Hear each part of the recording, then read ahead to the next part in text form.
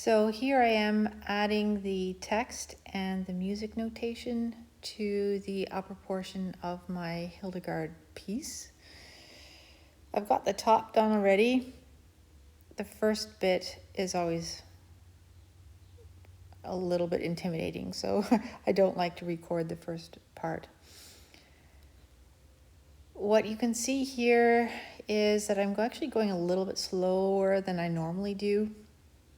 And this is for a number of reasons. Principally, the